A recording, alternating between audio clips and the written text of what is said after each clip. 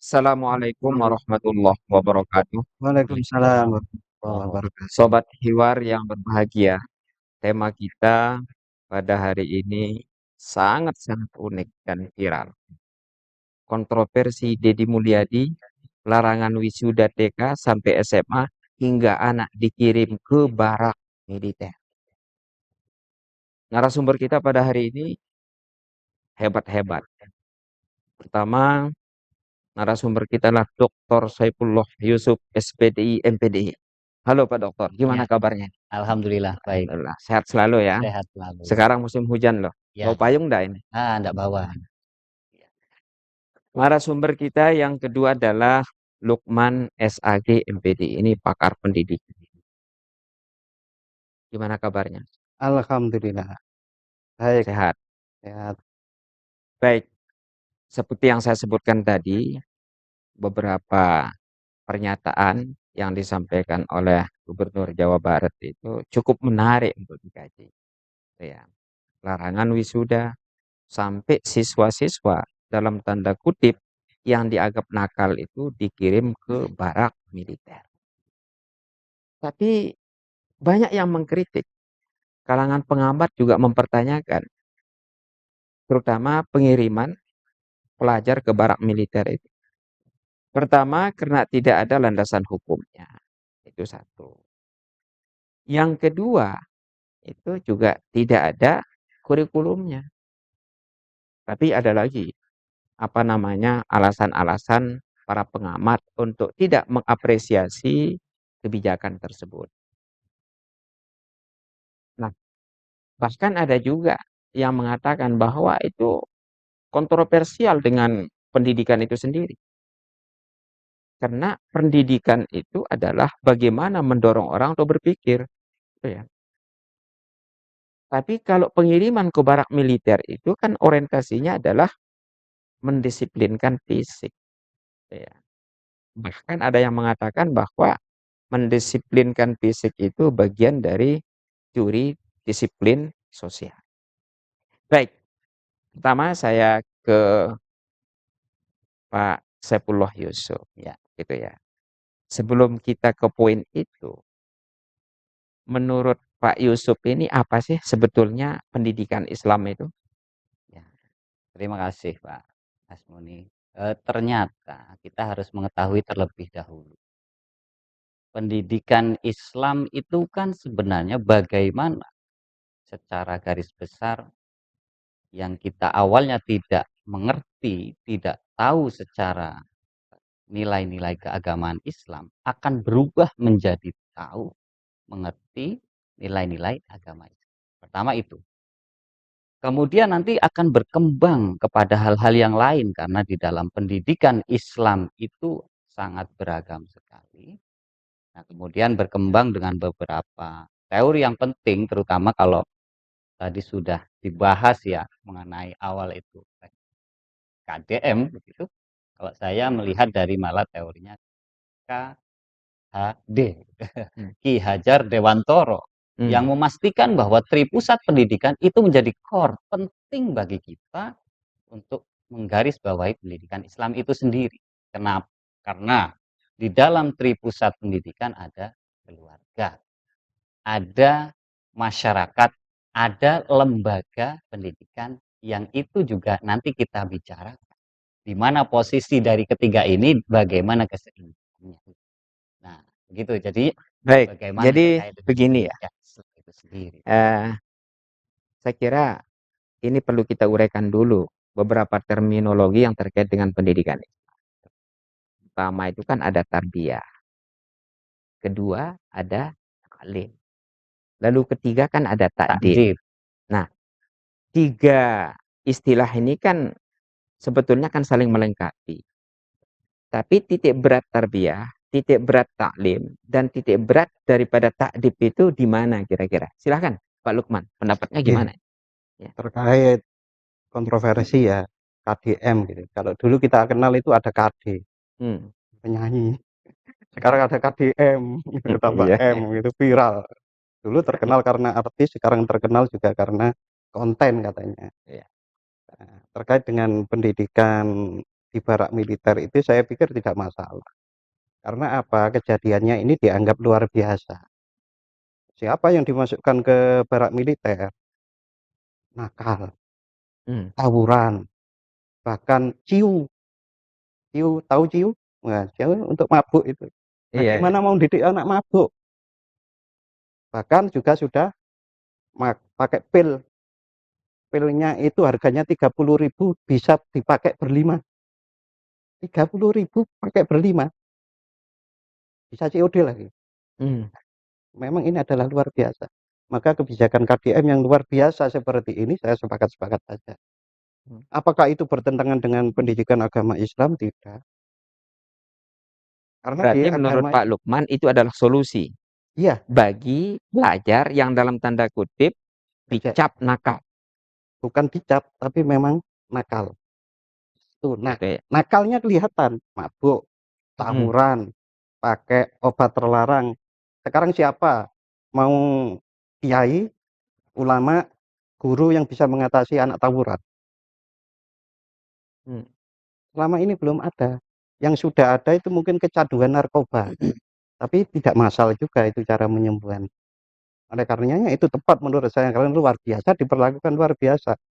Nyatanya kan tidak mayoritas anak sekolah dimasukkan barak, tapi yang ada luar biasanya. Bahkan kita di dalam Al-Quran itu juga disampaikan oleh Allah yang Maha Mulia bahwasanya fadribuhu itu ada kata fadribu. Walaupun beberapa pakar pendidikan mengatakan fadribu itu bukan dengan fisik, tapi para ulama-ulama tradisional mengatakan bahwa memukul itu boleh asal tidak membahayakan otak, Hmm. membahayakan jiwa. Itu artinya kan masih boleh. Dan saya yakin di barak militer itu juga apalagi terbuka ini nggak mungkin diperlakukan seperti calon-calon pasukan itu. Berarti Tidak. menurut Pak Lukman, landasan hukumnya tidak ada, tapi landasan doktrinalnya secara keagamaan itu ada itu pengiriman ke Kalau barak itu. dikatakan landasan hukumnya tidak ada juga saya tidak sepakat juga kan begitu.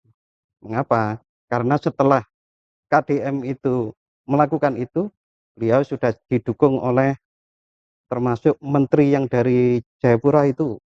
Hmm. Itu ya boleh. Bahkan sudah telepon Prabowo, jam Prabowo laksanakan begitu. Ini menarik. Iya, Gimana ini, eee, Pak Yusuf? tapi Hmm. memang menarik ya, Iya. hal ini, pembahasan yang sangat viral. Ya, lagi-lagi memang dunia saat ini itu viral lagi-lagi. Seperti Hmm. yang disampaikan oleh Pak Lukman tadi bahwa itu selaras dengan yang disampaikan oleh ini, Gubernur Kalimantan Timur. Jadi ini termasuk gubernur viral viral gitu ya, karena dunianya memang seperti ini, dunia terbuka. Kemudian bagaimana ini harus diduplikasi oleh berbagai tempat atau dimanapun di berbagai provinsi gitu. Tapi ada hal yang menarik, di sini blak-blakan begitu mengatakan bahwa KDM ini mengatakan ini ada labelnya. Ini yang mungkin secara terminologi kita juga harus bahas bahwa label anak nakal itu seumur hidup pun sampai ia kapanpun akan melekat pada dirinya. Ya, meskipun begini, ketika dia dulu, ketika di contoh misalkan ada di SMP atau SMA, anak nakal yang duduknya di kelas itu di belakang, kemudian anak-anak yang pintar dari setengah ke depan gitu, itu sampai detik ini pun itu pasti akan terasa, oh dulu saya itu taruh di belakang. Nah, hal ini memang, menjadi hal yang sangat penting begitu. Kemudian Menhan juga begitu, mengatakan, "Ya nggak papalah dititipkan saja, itu kan satu provinsi." Ini sebenarnya mana yang lebih kita perhatikan begitu, apakah nanti ini ke depan untuk keseluruhan, karena di provinsi tersebut beda dengan pendapat, Menhan saya kira, itu kemudian Menhan mengatakan, "Ya itu untuk kedisiplinan, tapi tidak untuk keseluruhan." Nah ini juga menarik. Jadi kedisiplinan seperti yang disampaikan Pak Lukman tadi, belum tentu mereka juga akan berubah total, yang dikatakan KDM ini kurang lebih minimal 6 bulan, mungkin sampai 1 tahun. Sekarang kita tidak bisa memastikan berubahnya sikap seseorang, itu tidak bisa diukur dengan waktu, secara keagamaan sudah pasti begitu. Bahkan orang selalu belajar di dalam pendidikan long life education, sampai kapanpun, bahkan sampai kita akhir hayat pun belajar, Nah, di situ perubahan sikap ini bagaimana kita bisa, mengatakan bahwa apakah ini dengan waktu, kontraknya juga seperti apa, seperti yang disampaikan Pak Asmuni tadi bahwa di, provinsi tersebut juga itu ada seperti kurikulumnya. Nah, kurikulum setengah tahun ini, oh mungkin hanya untuk ini, kurikulum 1 tahun ini hanya untuk ini. Nah, ini tinggal kita melihat nanti tujuannya. Kalaupun memang tujuannya, kalau kita berbicara tujuan yang sangat baik itu merubah sikap, saya sepakat. Saya sepakat dalam hal ini. Tetapi mungkin caranya adalah bagaimana kita melihat terminologi anak nakal itu dulu. Karena di dalam psikologi itu sangat, sangat, Tapi begini ya, perlu diperhatikan. jadi begini, kan para pengamat itu kan mengatakan bahwa kebijakan tersebut kan tidak akan mampu mewujudkan apa ada yang disebut dengan tujuan dari pendidikan itu. Karena pengiriman ke barak itu adalah bertujuan untuk mendisiplinkan tubuh, gitu kan? Kan itu diantaranya. Iya, itu Rocky Gerung pengamatnya itu kan salah seperti itu, kayak gitu itu. nah kan? Belum tentu, Pak, belum tentu salah, Pak. Jadi Enggak, begini, enggak, sebentar. Jadi itu kan mendisiplinkan tubuh, tuh ya. Tidak mengajak untuk berpikir. Ya, Nah, makanya kan itu adalah merupakan tindakan-tindakan yang sifatnya visual. betul. Saya setuju. Tetapi visi misi daripada pendidikan itu justru terkubur. Bagaimana ini? Menurut Pak Lukman ini ya. Iya. itu pengamat itu salah itu. Hmm, Saya itu tahu, hmm, tahu siapa KDM. hmm. Heran kan? Iya kok tahu gitu ya. Karena al-mu'min, mir'atul mu'min. Hmm, Jadi mukmin itu cermin bagi mukmin lainnya. Saya memahami dia bagaimana mengucapkan salam, bagaimana dia mengucapkan semuanya itu adalah kehendak Allah. Dia mengucapkan manung galung kawula Gusti, itu saya paham. hmm. Saya paham. Walaupun kalau saya disuruh niru mengucapkannya dengan apalagi dengan bahasa Sunda saya tidak bisa. Tapi saya paham dia. Dia itu sejak kecil di lapangan. Jadi orang susah. Satu, dia tahu lapangan. Yang kedua, dia pernah jadi bupati. Hmm. Malah wakil bupati juga pernah nggak? Kemudian jadi DPR. Kemudian sekarang jadi gubernur. Dan bahkan pada waktu dia tidak menjabat apapun, dia itu bisa atas kehendak Allah juga dan izin Allah. Dan dia tiap malam mengadu kepada Allah. Tapi Itu apa pas pengalaman Susi itu? di Karawang. Enggak, apa pengalaman itu menjamin kebijakan dia terkait dengan pendidikan itu menjadi benar? Jadi begini, kalau seseorang itu tahu apa yang dia lakukan, Hmm. yakin yang apa dia lakukan, dia itu terpandu oleh siapa? Karena dia yakin. Mukmin loh, Pak. Bukan mukmin mukminan, muslim, bukan muslim musliman. Orang mengatakan KDM musyrik, yang mengatakan salah. Hmm. Saya ngambil posisi di sini. Jadi pro kebijakan. Dia itu muridnya kiai beneran dan dia jadi santri bener. Hmm. Bentuknya seperti itu. Nah, karena dia adalah santri beneran, mengambil ilmu dari guru yang beneran, maka kebijakannya dalam bidang pendidikan beneran gitu ya. Beneran karena dia dipandu oleh suara hati yang jernih, akal yang murni, dan rasa yang tulus. Bagaimana itu Pak Saifullah Ya, untuk merasionalisasi saya dari kira pernyataan begini, tadi itu? memang memang dalam hal pendidikan itu sangat luas sekali, sangat luas sekali. Kita harus bisa membagi dari sisi tadi pertama psikologi. Yang kedua mungkin zamannya begitu ya. Hmm. Zamannya itu sekarang sudah mulai dengan zaman yang lebih modern sekarang, bahkan menuju ke modern. Nah, dengan begitu bahwa pendidikan kita sebenarnya dengan adanya hal-hal yang kembali saya kira dengan adanya kedisiplinan yang dibentuk seperti itu, kita kan melihat SDM objeknya, kemudian pembiasaannya di dalamnya itu kan merupakan dari segi pendidikannya begitu ya. Belum nanti, dari segi bagaimana dia itu pendekatannya. Pendekatannya itu dari satu pendekatan atau multifas gitu, multifas pendekatan. Dari situ kita akan melihat. Nah, ketika memang tadi disampaikan, sudah dari hati begitu ya menurut Pak Lukman, kemudian cerminan hati itu dilakukan dalam tindakan, tentu kita juga diberikan apa namanya, oleh Allah Subhanahu wa taala ya Pak Lukman ya. Tadi kalau mengambil posisi mukmin gitu Pak Lukman ya, karena kita juga sama-sama mukmin ini ya, terkait dengan pembahasan begitu. Kalau memang itu cerminan juga, maka kita juga diberikan akal oleh Allah Subhanahu wa taala. Karena kita berbeda-beda begitu, maka kita juga ada yang mengatakan, "Oh ini kurang pas," begitu. Nah, dalam posisi ini, eee, wajar sekali banyak orang yang kontra, banyak orang yang kontra. Mohon maaf ini mungkin kita melihat satu kebijakan begitu ya, belum nanti kebijakan yang lain mungkin tadi belum disinggung begitu ya. Itu juga cerminan dari hati tapi diberikan kepada tindakan begitu, disampaikan dalam tindakan-tindakan tertentu. Itu Saya sederhananya begini, mungkin bisa melihat, sederhananya itu begini, karena ini kontroversial, itu nanti tidak akan berbeda dengan orang-orang terkenal yang kontroversial terdahulu, termasuk seperti Gus Dur. Pasti kayak gitu. Maka seseorang yang seperti KDM, Gus Dur itu ya kadang-kadang harus memang melawan arus. Karena apa? Apa yang dia tahu banyak orang nggak tahu. Dijelaskan belum saatnya. Mengapa belum saatnya? Lalu dia itu anak, katakanlah dia itu profesor, menjelaskan ke anak TK ya sulit, nggak bisa menerimanya. Jadi memang sebegitu dalam pandangan saya terhadap KDM.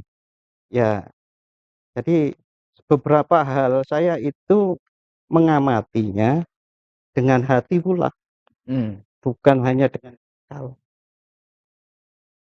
Kita sebagai umat muslim itu tahu betul banyak shock terapi yang diberikan oleh Allah kepada umat sepanjang zaman, macam-macam shock terapinya itu. Karena keadaannya luar biasa itu boleh di-shock terapi. Tapi begini, yang membaca kebijakan KDM itu kan tidak hanya dari perspektif spiritual tadi itu ya, tetapi juga ada perspektif politik. Nah, jangan-jangan ini adalah bagian dari cara untuk investasi politik misalkan. Oh, itu sah-sah saja. Sah-sah saja gitu ya. Iya, semua orang investasi politik. Cuma yang lain kalah viral sama dia. Siapa yang nggak investasi politik? Wong politikus. Semua Iya. politikus. ya dari segi politik memang saya sepakat. Saya Iya. sepakatnya Iya. kenapa? Dalam hal ini memang ada hal yang mengarah ke sana, bisa jadi nih ya. Bisa jadi KDM juga mengarah ke sana gitu Pak Lukman ya. Sah. Iya, Memperjuangkan visi. dalam hal ini kita sepakat. Nah, yang tadi masalah kebijakan yang banyak kontroversi itu memang pada rasa juga kan, karena juga hati itu larinya kepada rasa. Contoh begini, Pak. Ketika orang itu ingin bersyukur misalkan ya, meskipun banyak terkait pandangan-pandangan tertentu terkait dengan bagaimana kita mengaplikasikan syukur itu tadi. Yang disampaikan oleh KDM itu tidak boleh satu itu wisuda dari TK sampai SMA. SMA. Nah, itu juga menjadi viral juga nih selain tadi yang dikirim dari anak-anak nakal ke barat.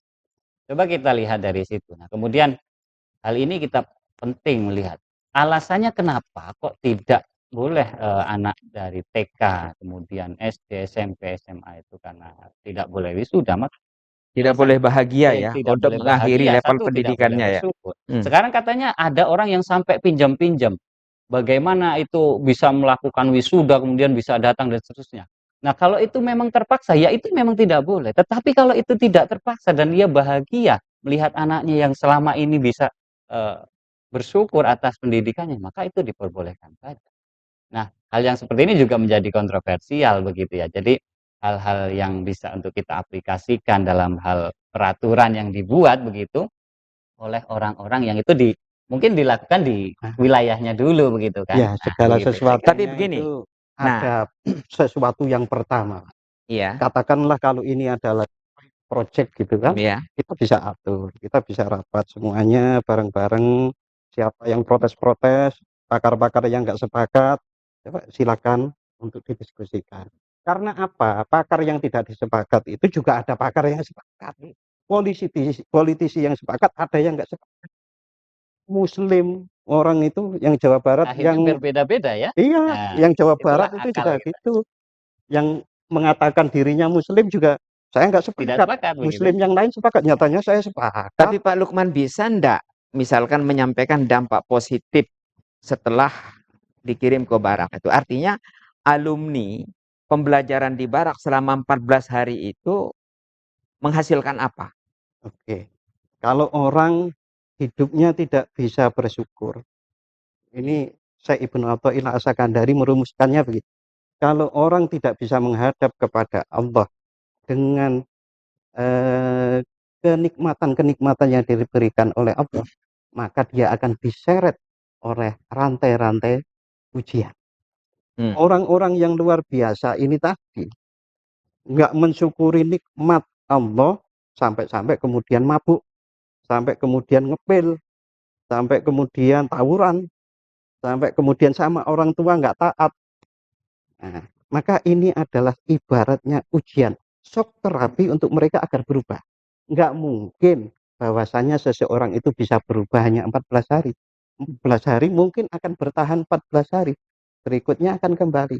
Maka dan KDM mengakui itu. Ayo kita bersama-sama merawat ini. Jangan sampai Indonesia itu terjadi lost generation. Nah, kenapa? Karena banyak hal yang sudah tidak sesuai. Mengapa tidak sesuai? Orang lebih melihat tampilan fisik.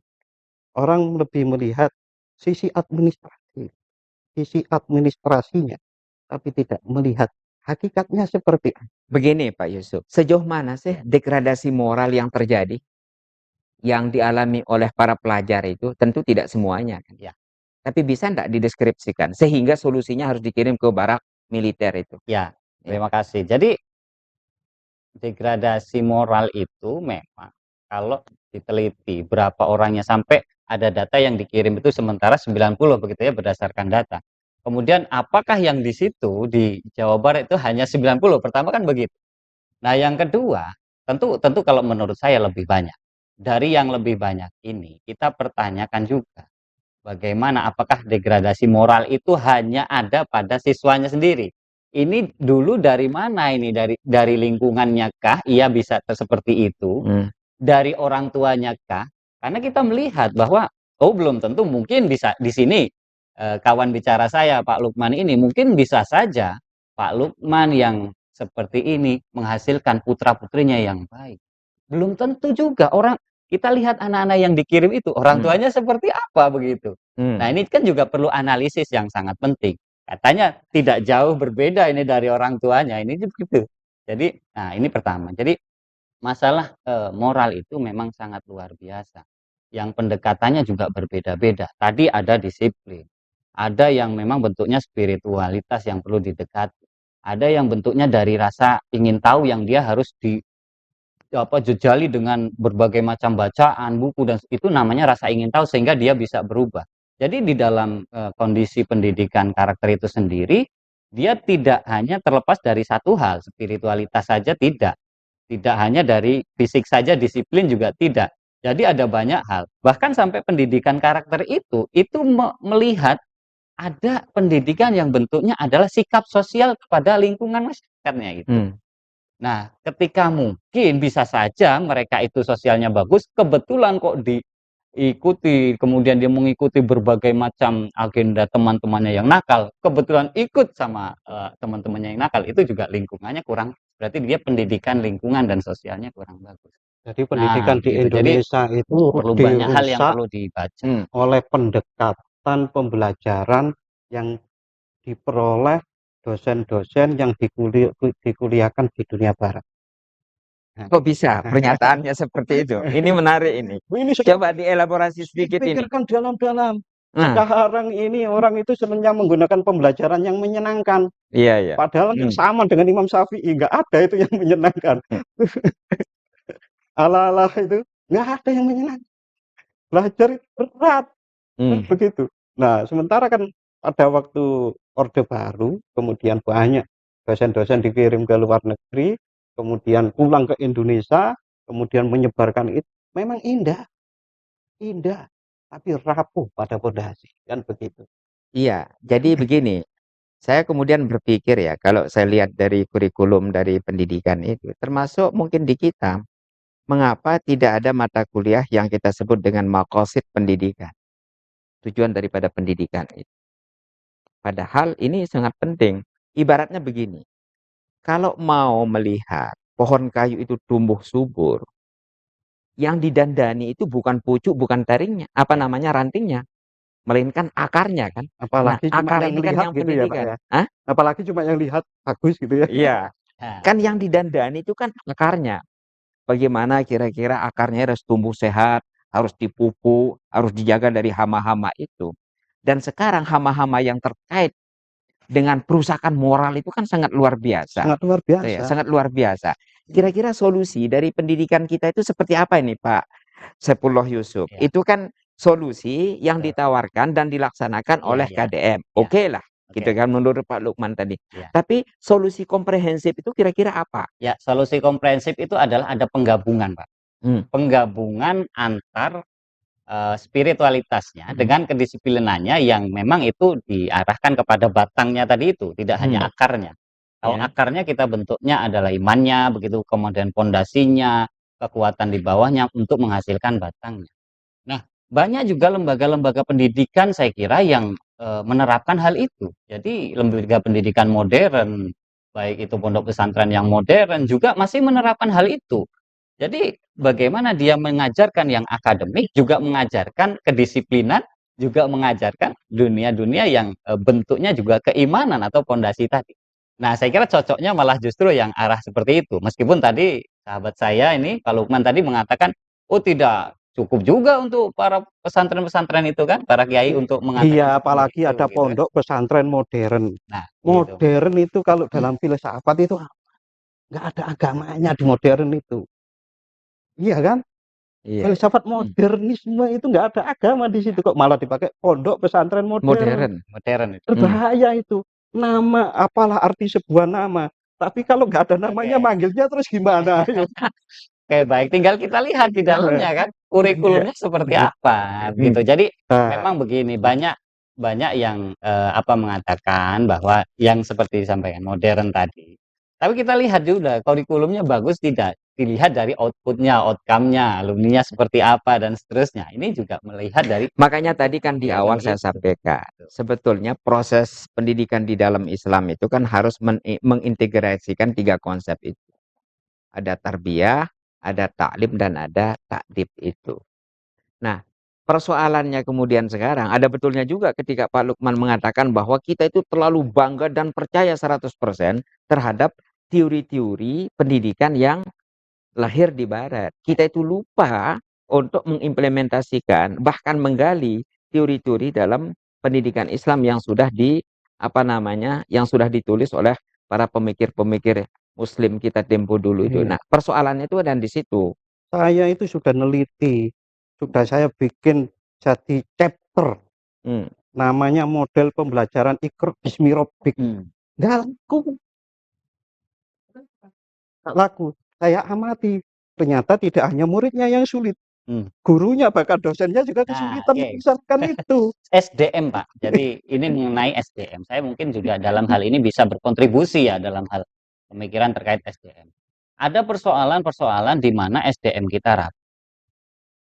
Jadi bukan orang yang dikirim ini, jadi bukan pesertanya yang dikirim, tetapi kita pertanyakan dulu nanti ketika kita sudah kirim ke sana, yang akan mengelola seperti apa?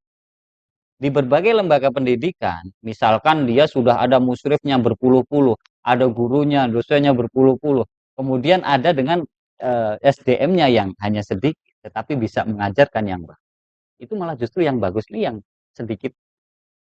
Jadi ternyata Berarti kan begini, bukan yang dikirim, tetapi SDM yang mengajarkan. terjadinya anak dalam tanda kutip nakal itu Iya, tidak saja produk lingkungan, tidak saja produk tetapi ada persoalan juga pada kualifikasi guru. guru dan Seperti SDM atau tempat di mana dia dikirim, kan begitu juga. Memang Nah, sangat tempat di mana kompleks dia dikirim. sebetulnya Pak, anak nakal itu ya. Karena kalau kita mengingat sebuah hadis itu kan kullu lahmin nabata minal haram Iya. fannaru aula bihi. Setiap daging yang tumbuh dari barang yang haram, Ya, maka nerakalah tempatnya. Kan sulit sekali itu, Pak. Padahal ya memang harus komprehensif, iya. mendalam, entah nanti bahasanya integrasi atau Interkoneksi, interkoneksi atau pensenyawaan atau penggabungan. apapun penggabungan gitu kan. Tapi memang gimana ya? Memang sulit sekali. Ya, ya, Tapi ini sebuah gebrakan yang saya sangat apresiasi sangat. betul. Karena di tengah kebuntuan berbagai macam, bagaimana menyelesaikan ini. Tapi jangan lupa begini, jangan lupa memang pendidikan di lingkungan orang tua mereka yang ditinggalkan oleh anaknya ke barak. Mereka juga menurut saya harus diawasi juga. Oh Nggak iya, tahu dengan cara bagaimana ya, ketika memang meskipun di sana sudah ada persetujuan anaknya saya kirim ke sana, oke baik saya tanda tangan begitu. Ini saya juga tahu terkait hal itu. Tetapi juga mereka harus kita lihat juga di mana, bagaimana pondasi-pondasi mereka di kehidupan lingkungannya, begitu orang tuanya. Nah, kemudian ketika anak itu keluar, ini contoh anaknya sudah keluar ini 1 tahun, kemudian keluar, kita kan akan kembalikan kepada orang tuanya. iya. Nah, Tadi itu ada disitulah, rekaman di YouTube saya lihat ya, yang sangat membahagiakan saya yang lihat itu ya. betul. Tapi kalau ini bertahan berapa lama itu juga penting Itu penting secara dipikirkan ya. waktu, Pak. Itu membahagiakan begini.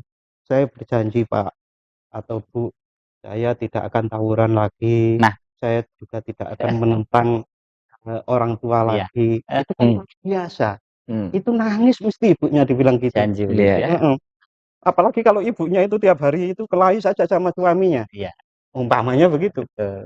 Dia tidak menyediakan lingkungan yang baik, mungkin juga makanan yang baik. Oke. Nah, maka dari itu Maka porsi daripada calon pengantin orang itu tua itu harus iya, Pak. harus ditata juga orang Iya. tuanya.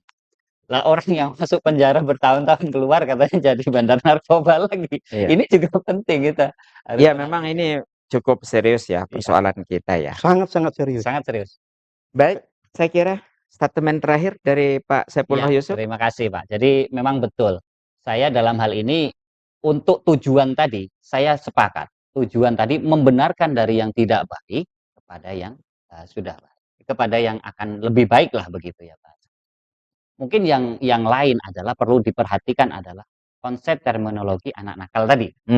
Bagaimana kalau itu kita rubah dulu konsep itu menjadi membenarkan pendidikan menjadi orang yang baik begitu kan kita kirim kemana itu akan lebih enak didengar sampai kapanpun dia juga secara psikologis tidak akan terkenal bahwa itu lulusan anak nakal yang dikirim dari barat. Ya itu juga harus Itu ini harus harus dijaga diperhatikan. juga, Betul. diperhatikan ya. Nah, yang selanjutnya ini menjadi statement saya terakhir bahwa kita harus memperhatikan benar-benar apa yang dikatakan Ki Hajar Dewantara tadi. Tidak hanya lingkungan barak saja yang bagus kalau kedisiplinan. Tidak hanya orang tuanya saja, tapi tiga-tiganya penting. Orang tuanya, kemudian tempatnya, dan yang lain ada lingkungannya. Sekarang orang tuanya bagus, tempatnya disiplin itu barak militer. Tapi ketika dikembalikan ke lokasi tadi, lokasinya ada orang yang geng-geng motor lagi, lokasinya ada yang minum-minuman lagi. Kita perhatikan lokasinya, perhatikan orang tuanya ketika ngirim anaknya ke barat. Jadi 3 ini harus komunikasi benar-benar. 3 ini harus bisa dikomunikasikan. Saya kira itu. Baik, silahkan Pak Lukman. Statement terakhirnya apa ini? Jadi kalau menurut Imam Ghazali itu paling enggak pendidikan untuk anak agar imannya kuat itu ada 5 langkah. Imam Ghazali sih memang hidupnya 1000 tahun yang lalu ya. Cuma kalau kita perhatikan lebih seksama karena pedoman yang digunakan oleh Imam Ghazali itu Al-Quran dan hadis. Dan Al-Quran itu kan solihun likulli zaman wa makan. Insya Allah masih relevan. Yang pertama, anak itu harus diajari untuk hafal. Hafal itu ya tahu saja gitu. Kemudian paham. Ini kan normal ya. Tapi yang ketiga mungkin agak sulit. Bagaimana pengetahuan dan pemahamannya itu menjadi iktikad. Iktikad maksudnya keyakinan. Keyakinan yang mengakar dalam jiwa. Dan itu pun masih ada kelanjutannya. Yang namanya al-ikon. Yang berhunjam mungkin sampai sanubari. Mungkin kita menyebutnya di dunia sufi itu ada namanya sirul asror. Sirnya bukan hanya hati, tapi bagaimana sampai sir itu ikon. Nah kemudian yang kelima itu at-tasdiq. Nah kalau ini dikelola dan saya lihat ada kemiripan dengan teorinya Bloom. Teori Bloom tentang 3 ranah pendidikan dengan kedalamannya yang direvisi bersama lagi sama Anderson itu. Bloom sama Anderson kalau nggak salah itu ngerevisinya itu tahun 2008 2014. Itu memang ada kesamaan. Tetapi kita harus tahu bahwasannya masyarakat muslim itu mempunyai budaya tersendiri. Yang kadang-kadang budaya itu tidak bisa terwakili oleh bahasa-bahasa ilmuwan barat. Contoh ya, kalau Jawa itu ada menir, apa bahasa Inggrisnya? Kan nggak Kecil. kesulitan sekali kan gitu. Nah, termasuk yang dilakukan KGM itu adalah membawa Islam ke dalam budaya Sunda yang itu sebetulnya sudah dimulai sejak ada agama Kapitayan. Agama Kapitayan itu kan tankoyo kinopo, sesuatu yang Tuhannya itu tidak bisa dibayangkan. Sama dengan kita. Berarti yang dilakukan KDM itu basis keagamaannya kuat ya. Kuat. Baik, Sobat Hiwar, demikian diskusi kita dan jangan lewatkan isu-isu sosial keagamaan yang pasti menarik. Sekian, terima kasih. Assalamualaikum warahmatullahi wabarakatuh. Waalaikumsalam warahmatullahi wabarakatuh. Terima kasih.